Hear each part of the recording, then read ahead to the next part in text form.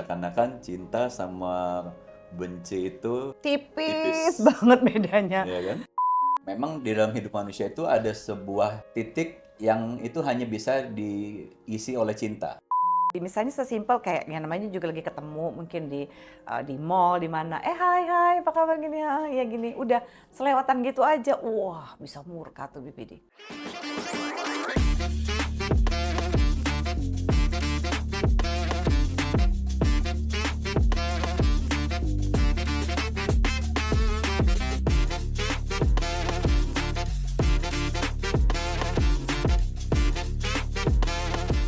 Halo, selamat datang kembali di A to Z Damai Jiwa, podcast persembahan Rumah Sakit Jiwa Dharma Wangsa. Saya perhatikan nggak belakangan ini banyak berita yang ada di media massa soal pasangan yang tadinya saling mencinta, terus kemudian bisa bertengkar, bisa saling menyakiti, bahkan bisa berakhir jadi. Iya ya, kayaknya sih sebenarnya hampir capek ya dok ya, terus gitu juga banyak nih berita-berita terakhir ini yang kayaknya awalnya penuh kayak berbunga-bunga lah, head over heel in love, Ya. ujung-ujungnya penganiayaan, bahkan to the extreme ada pembunuhan juga. Kayak makin serem ya orang-orang zaman sekarang ya dok ya. Jadi lucu ya, seakan-akan cinta sama benci itu Tipis banget bedanya. ya kan? Love and hate gitu, atau bahkan ada yang benar-benar love and hate relationship gitu ya. Sampai banyak yang bertanya, kok ada ya orang bisa kayak begitu ya dok ya sampai segitunya. Apakah kalau orang udah cinta harusnya nggak ada benci? Atau kalau misalnya orang benci banget apa iya bisa mengatasnamakan cinta kan gitu ya dok? Ya.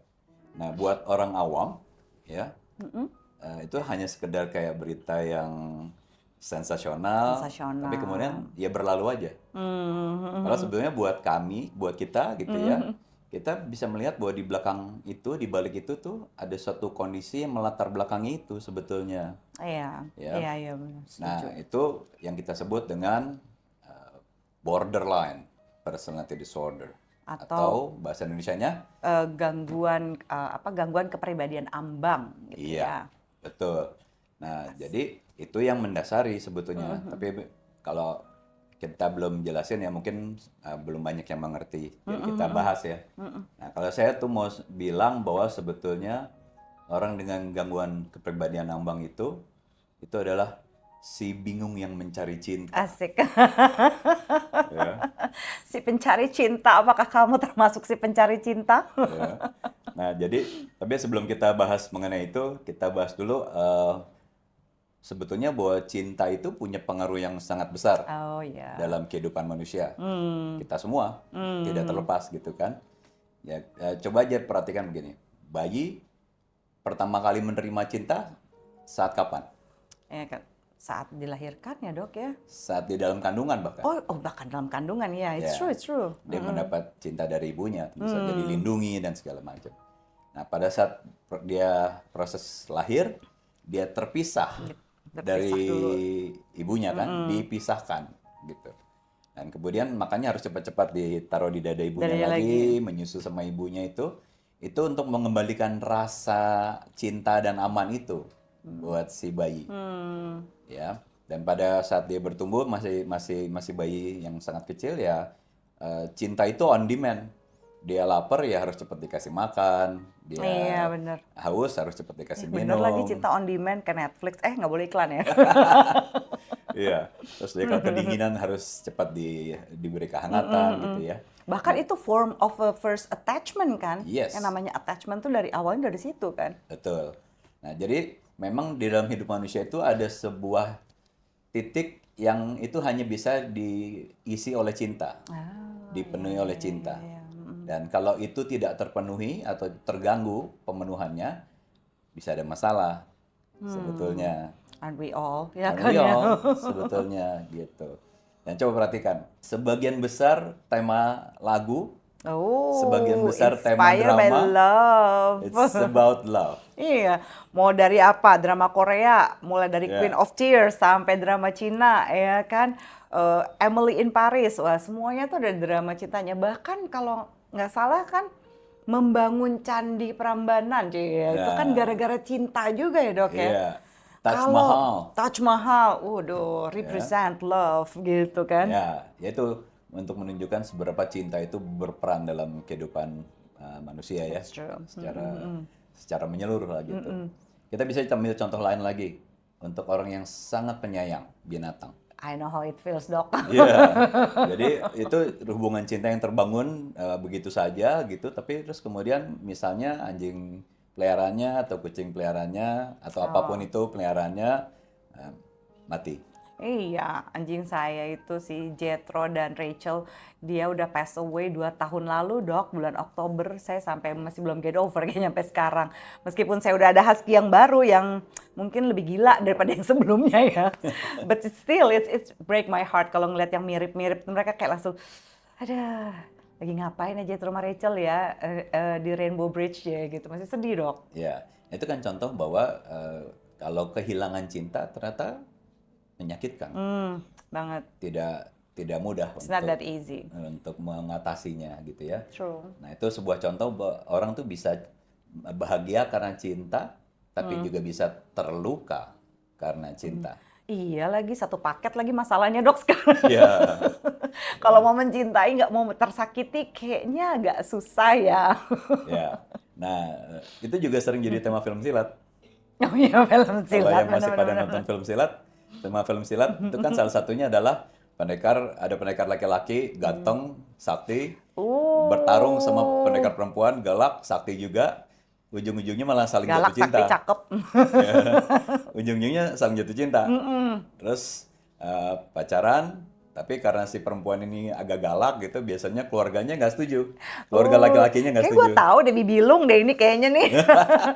From enemy to lover nih, pasti Legend of the Thunder Hero nih. Ketahuan umurnya kita berapa nih. Yeah. Gawat. Nah itu terus akhirnya putus. Si pendekar perempuannya terluka, dia pergi jauh.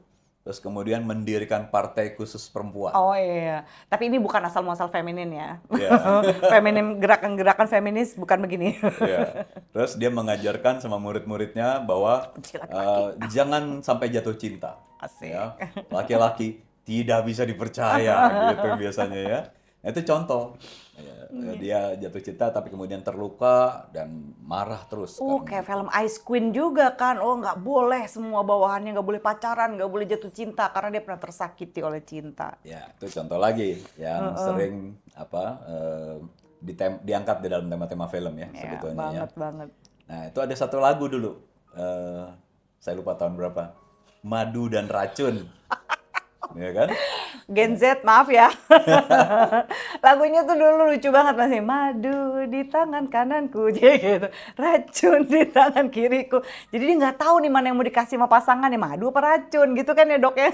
Jadi dia bisa juga itu temanya dia merasakan bahwa cinta itu seperti madu, tapi juga cinta itu seperti racun akhirnya.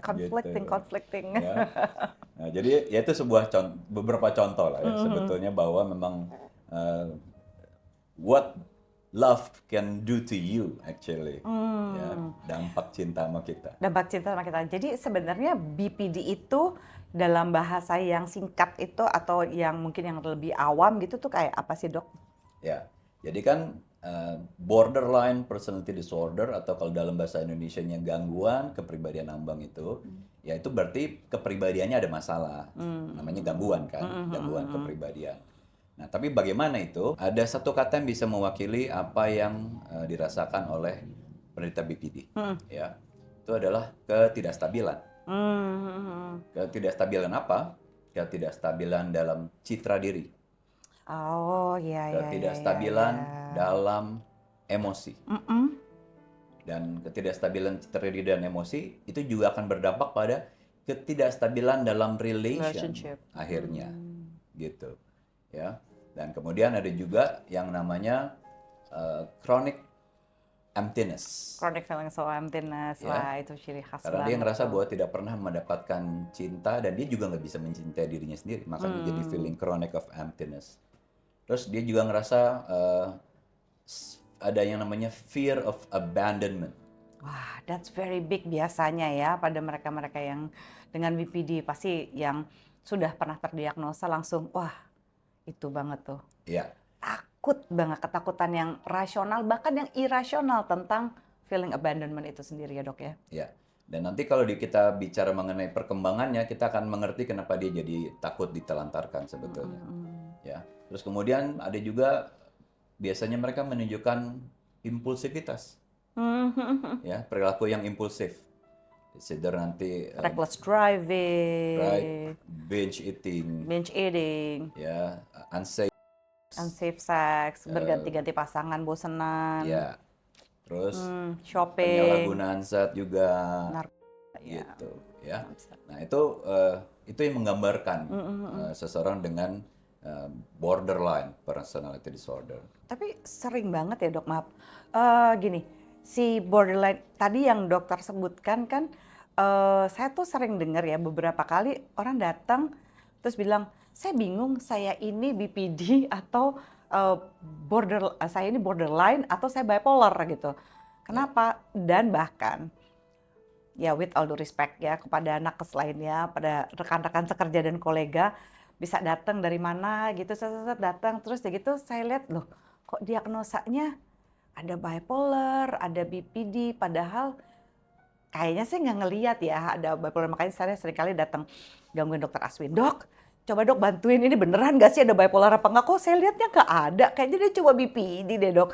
Wah iya nih gitu, kenapa ya? Kalau kita baca artikel juga dok, artikel itu sering sekali menunjukkan bahwa hati-hati karena sering terjadi kesalahan diagnosa, harusnya dia terdiagnosa BPD tapi malah terdiagnosa bipolar. What happened sih dok? Apa sih bedanya dan samanya sampai di antara semua artikel-artikel ilmiah ini dua yang paling sering salah gitu loh, salah diagnosa. Ya, jadi dua kondisi ini memang banyak sekali kesamaannya. Ya, banyak sekali kesamaannya apa? Emosi yang tidak terkendali, sama-sama ada, ya. Rapid mood swings. Terus kemudian bisa feeling depressed, bisa. Dua-duanya bisa ngerasa depressed. Self harm ada juga. Self harm kan, ya. Terus kemudian tadi yang apa? Perilaku yang tidak terkendali, ya. Jadi yang sifatnya unsafe tadi itu impulsivity tadi itu juga ada di dua-duanya. Ada juga. Sebetulnya. Tapi ada satu hal yang membedakan yang ada di bipolar, tapi tidak ada di BPD. Satu yang ada di bipolar dan tidak ada di BPD itu adalah gejala manic, overly happy, overly confident. Overly happy, Ya, confidence ya. itu adanya hanya di bipolar. Manic itu soalnya hanya ada di bipolar. Manic tidak ada di BPD. Boleh dicek di kriteria diagnosis BPD. Tidak pernah mention soal manic. Manic itu juga energinya banyak sekali ya dok, ya nggak ada habis-habisnya. Terus dia punya banyak sekali ide, kepengen ini, kepengen itu gitu. Terus ya kayak punya banyak banget energi ya. Iya. Nah itu yang tidak ada di BPD. Di BPD. Nah itu yang membedakan. Nah tapi jadi gini, kalau kita menemukan ada manic, certainly pasti itu bipolar. Ya pasti bipolar. Exactly. Tapi bukan artinya tidak ada BPD loh. Iya, BPD juga masih dia. mungkin. Masih mungkin, betul. Gitu. Betul. Karena bisa saja dua kondisi ini berada bersamaan pada seseorang itu bisa. Bisa banget. Yang Double satu diagnose. kan gangguan mood, yang satu kepribadiannya. Iya. Gitu. Jadi ini dua hal yang berbeda, tapi memang mirip, tapi bisa juga nggak berada bersamaan. Bisa. Bisa. Betul. Nah kerumitan inilah yang sebetulnya nanti disitulah peran profesional untuk bisa melihat ada yang mana atau apakah ada dua-duanya misalnya gitu. Jadi jangan cuma berobat sama ChatGPT ya, Mbah Google gitu. Tolong datang ke kami gitu biar kami juga benar-benar bisa membantu gitu. Jadi diagnosa itu bukan cuma masalah melabelin, tapi bagaimana kami membantu hidup setiap orang itu supaya lebih supaya lebih happy lah ya gitu ngejalanin hidupnya. Terus kalau itu kan adalah bedanya tadi dok, tapi yang ciri khas yang hanya ada di BPD dan tidak ada di gangguan lainnya, terutama dia kan kalau di dalam DSM ya itu kan dia termasuk klaster B gitu ya. Kira-kira di antara gangguan-gangguan kepribadian lainnya kan ada antisocial personality disorder, histrionik, narcissistic gitu ya. Terus kan ada borderline gitu. Apa yang paling khas nih tentang si borderline dibandingkan gangguan kepribadian lainnya di klaster B ini minimal, Dok? Ya, kalau buat saya yang saya perhatikan paling khas buat BPD itu adalah dia akan kesulitan untuk bisa berelasi yang ada dasar cintanya. True. Ya, Makin cinta makin takut. makin cinta makin takut. Seperti kata lagu-lagu itu tadi, Iya. sama kayak film-film itu, mereka makin cinta makin takut. Kok ada sih? Oh, ada banget. Ya, itu yang paling khas. Betul. Jadi Kalau udah unstable relationship gitu ya, Dok ya. makanya tadi saya bilang si bingung mencari cinta. Mencari cinta, exactly. Dia bingung soal cinta karena cinta itu buat dia dia perlu cinta tapi dia juga takut sama cinta. Tapi dia tetap akhirnya mencari cinta dan akhirnya ketakutan sendiri. Ya, sampai ada buku yang itu jadi andalan saya sih dalam melakukan diagnosa, Dok. Biasanya buku itu judulnya gini, I hate you, don't leave me. Gitu ya. Dia wah, benci banget tapi jangan berani kamu ninggalin aku, atau kayak aduh gawat, aku cinta. Aduh, saya udah cinta banget lagi nih sama nih orang nih. Gimana ya caranya supaya nggak ditinggalin? Kan orang kalau most likely ya kalau kita sedang berpikiran oke, pasti gimana caranya supaya nggak tinggalin, gimana saya menjadi versi terbaik diri saya, gimana saya punya skill untuk menjalin relationship.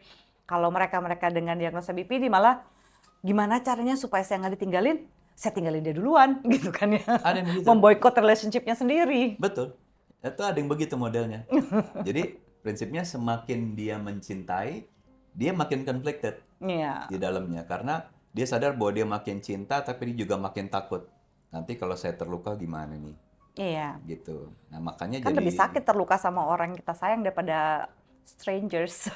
ya. Nah, Makin jadi pedih. outcome-nya itu bisa dua. Bisa akhirnya dia memutuskan dulu biar dia nggak disakiti. Iya, padahal abis itu dia juga porak-poranda hatinya, Ya. Dok. Atau ya dia jadi gampang marah. Karena udah ketakutan nih akan disakitin nih, jadi mudah curiga, mudah marah gitu. Ya, seperti kemarahan yang pernah kita bahas di episode-episode sebelumnya. Jadi bagi yang ketinggalan, jangan lupa ngeliat dulu episode marah ya. Kami pernah membahas gitu tentang marah. Tapi kemarahan yang khas pada seorang BPD itu yang kayak apa sih, Dok? Jadi dikatakan bahwa kemarahannya itu very intense, tidak proporsional lagi, marahnya sesuai dengan situasi intense dan anger ya, Dok ya. Iya, gitu. Dan orang jadi bukan terpesona tapi terheran-heran, kok marahnya sampai seperti ini? Kayaknya harusnya misalnya dari level 1 sampai 10. Ini hal yang bikin kita jengkel, tapi marahnya cukup level 2. Mereka tuh langsung gaspol. Iya. Level 10 langsung wah, very intense. Jadi dari 1 sampai 10-nya tuh langsung cepat sekali. Remblong kayaknya, Dok ya. Langsung gaspol. Gaspol dan blong gitu. Gaspol dan blong.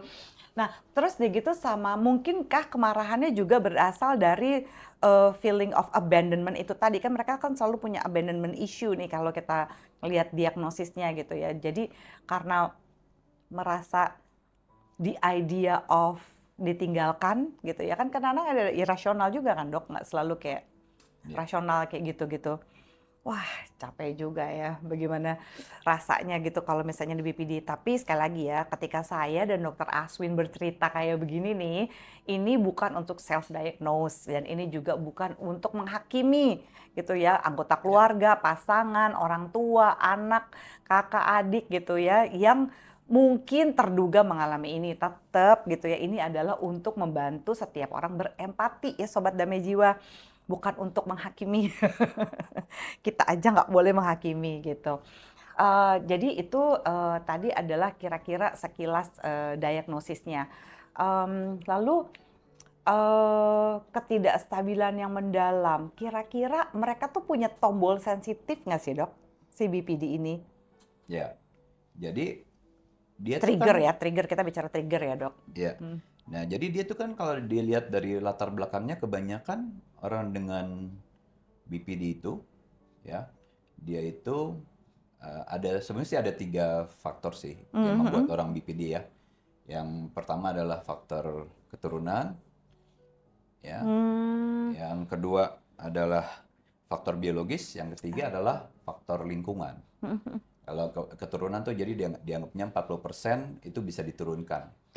Ya, yang kedua faktor biologis itu ternyata di melalui imaging itu ada dibanding-bandingkan antara otak penderita BPD dengan otak bukan penderita BPD, itu ada perbedaan-perbedaan struktur dan ukuran Oh gitu. yang nyata gitu ya. Jadi itu diduga itu juga punya pengaruh.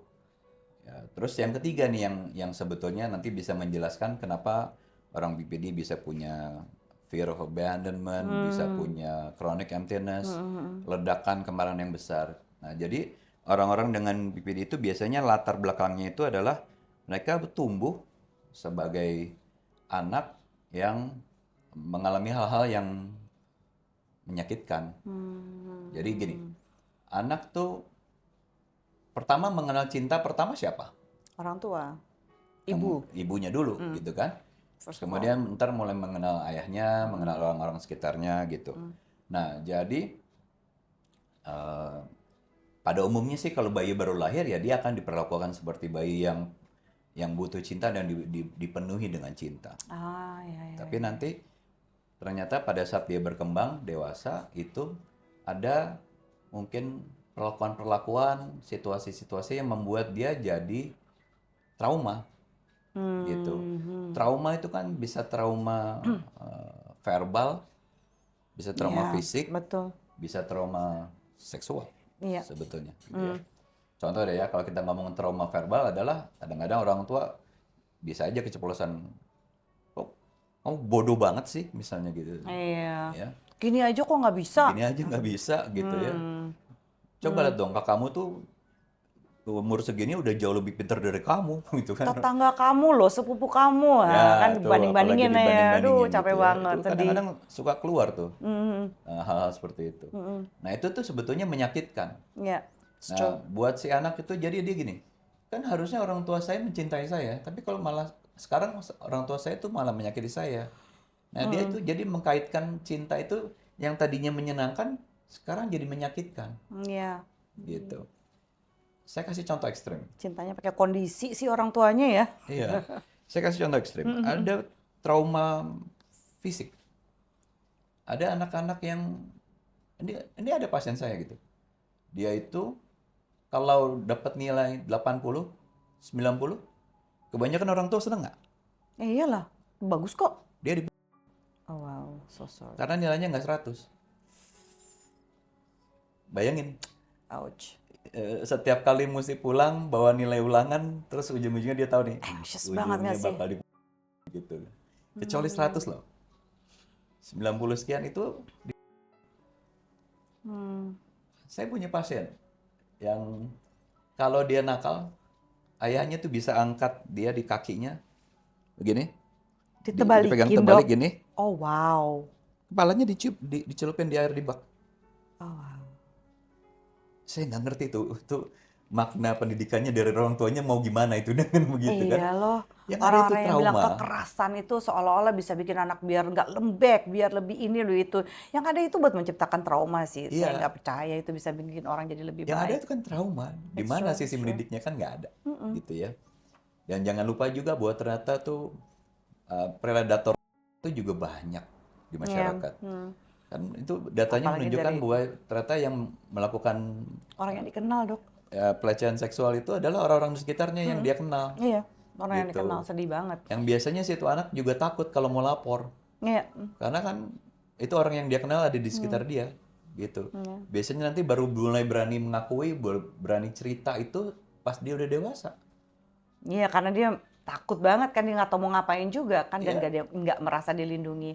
Dan bisa juga memang diancam sama yang Oh iya, predatornya itu. awas ya sampai kamu ngomong gini, nanti kamu apalah gitu ya, Ya. make sense banget. Nah itu.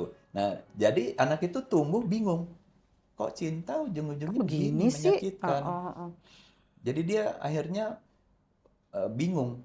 Di satu sisi saya butuh cinta, tapi saya juga belajar kalau saya mencintai, ujungnya saya disakiti dan terluka. Nah itu Jadi dia akan tumbuh makanya dia dengan tumbuh jadi punya intense intense relationship, intense anger, iya, gitu ya, bingung, takut ditinggal, tapi juga benci kalau misalnya dalam keadaan deket dia nggak tahu mau ngapain. Jadi dia benar-benar bingung sama perasaannya sendiri, iya. confused how I feel gitu about love gitu. Semua orang pasti akan bukannya makin disayang makin happy, makin anxious sebenarnya dia Makin makin takut, disayang. makin anxious. Karena ya yang memberi cinta jadi objek affection pertama kali gitu ya, orang yang dia pikir oh saya harusnya menerima cinta kayak gini, tapi kan cinta itu membingungkan buat dia Iya, gitu. bukan hanya membingungkan tapi juga menakutkan. Menakutkan. Tapi mau. Iya, tapi butuh Gitu. juga, nggak bisa enggak gitu. Ya. Aduh. Nah, selain abuse, baik emosi, fisik maupun seksual, penelantaran itu juga Oh iya, iya bikin trauma banget. juga. Iya. Ada kan orang-orang tua yang kalau menghukum anaknya itu dikuncin dalam kamar. Iya lagi. Lama, bisa berjam-jam itu. Sampai Itu anaknya jadi punya ketakutan ini ya terhadap ruangan nanti tertutup dan dampaknya bisa sebagainya, fobia bisa sama ruang sempit, fobia, ruang gelap, tapi juga anxious bisa seperti banget. ini tadi. Kok saya diperlakukan seperti ini? Cinta saya kok berbalasnya dengan trauma, kesakitan, penderitaan gitu. Itu juga bisa. Atau bisa juga yang misalnya dia mengalami penelantaran, ya. Abandon. Yang sering ini biasanya sih kalau korban perang ya. Iya, Dia orang tuanya korban perang, dia nggak ada yang ngurus gitu. Itu dia ngerasa bahwa siapa yang peduli sama saya nggak ada dan atau segala macam. amit-amit orang tuanya mungkin kecelakaan atau kenapa-napa dan dia mesti ganti-ganti keluarga, mesti kesini, atau orang tuanya sangat sibuk sekali sehingga dia mesti mungkin diasuh sama caregiver lain kayak tantenya, omnya, neneknya, kakeknya. Dia sering berpindah-pindah rumah karena ya gitu orang tuanya terlalu sibuk dan mungkin ketika orang tuanya sedang bekerja nggak benar-benar mampu untuk hire orang lah atau apa Iya. dan mesti diurus sama keluarga, stuff like that kayak gitu.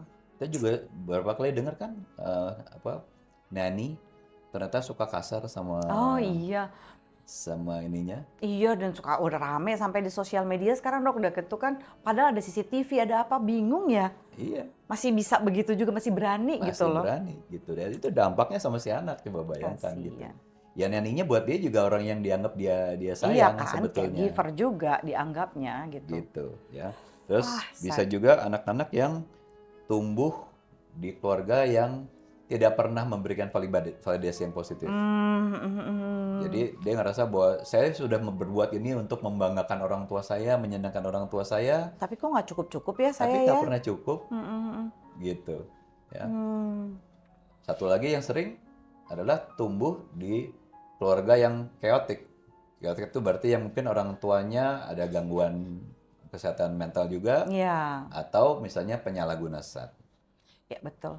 Yang sering saya dapatkan minimal ya di klien-klien saya itu adalah dia terdiagnosa BPD karena ayahnya atau ibunya itu adalah punya gangguan kepribadian narsisistik gitu. Terus yang paling sering memang ayah ibunya dulu pernah penyalahgunaan zat. Jadi ya neglect kayak misalnya mungkin anaknya udah lapar nangis sampai kayak apaan tahu nggak dikasih makan juga lama banget nunggunya untuk dikasih makan gitu ya. Terus ada anak juga yang aduh ini sedih banget sih klien saya. Jadi dia mulai dari seinget dia ya, mulai dari dia masuk SD itu sekitar umur 7-8 tahun.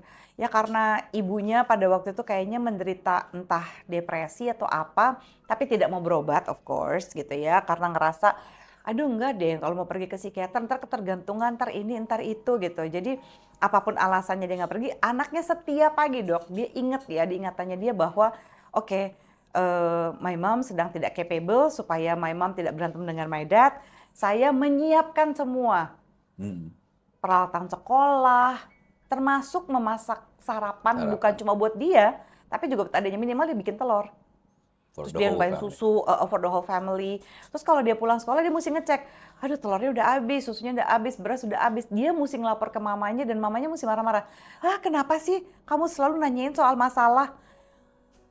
Umur 7-8 tahun loh mesti taking care kayak gitu, begitu besar. Dia jadi ketakutan dicintai, dia sampai bilang gini, aduh gimana ya? Ini ada orang yang cinta banget sama dia dan orangnya benar-benar baik, Dok. Benar-benar baik. Tapi setiap kebaikan dari si pasangannya ini justru membuat dia cemas. Kayak aduh, I don't deserve this deh. Kayaknya aku juga nggak layak deh untuk bisa kayak gini. Terus akhirnya jadi memboikot kayak apa aku putus aja ya? Nanti juga kan dia bakal ninggalin aku. The idea of abandonment-nya itu. Iya, gitu. Nah, jadi kalau kita udah mulai mengerti mengenai borderline personality disorder, Zoya mungkin bisa kasih contoh yang dari pengalaman-pengalaman praktek gitu. Sehari-hari itu ciri-ciri orang BPD yang sehari-hari gitu, yang sering terucap mungkin gitu, bisa di-share. Kalau saya sih yang paling simpel ya, Dok ya. Kalau misalnya dia sudah cerita, wah saya nih relationship saya selalu intens, Mbak, nggak pernah nggak pernah relax, nggak pernah santai. Terus udah gitu juga apa aja bisa bikin saya marah. Kesalahan-kesalahan kecil, apalagi kesalahan besar gitu ya. Dan kadang-kadang saya punya ketakutan yang saya sendiri kadang-kadang ngerasa konyol. Dia pergi keluar kota atau misalnya dia pergi makan di mana gitu ya. Kita cuma beda tempat makan aja. Aduh, pikiran saya udah kemana-mana. Kayak misalnya dia harus melapor setiap langkah ketika mulai dari turun dari pesawat sampai mau jalan ke rumah. Kenapa? Ya takut ada apa-apa. Wow, gitu kan ya.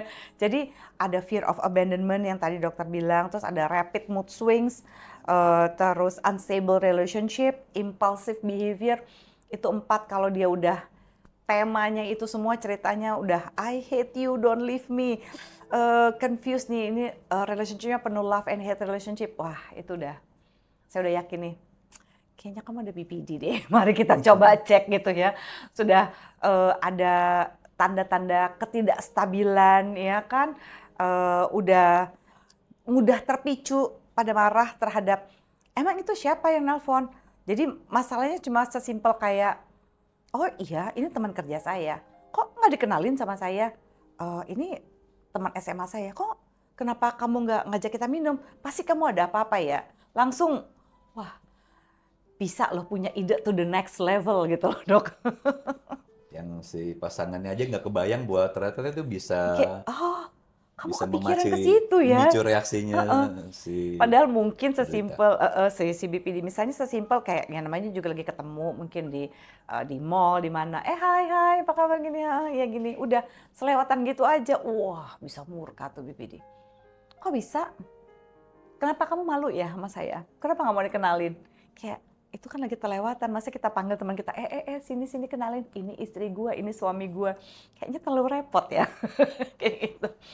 Tapi ada banyak tanda-tanda ketidakstabilan sebenarnya yang terjadi pada BPD, terus juga ada tombol-tombol sensitif yang sebenarnya kita bisa pahami. Misalnya bagaimana cara menghadapi pasangan yang BPD, cara menghadapi anak yang BPD, kakak, adik, atau teman-teman. Kayaknya kita mesti lanjut di episode selanjutnya nih, Dok nih. Ya, kalau tertarik ya mesti tonton episode berikutnya. Mari kita tuntaskan di episode berikutnya. Kita lihat. Sampai ketemu Sobat Damai Jiwa.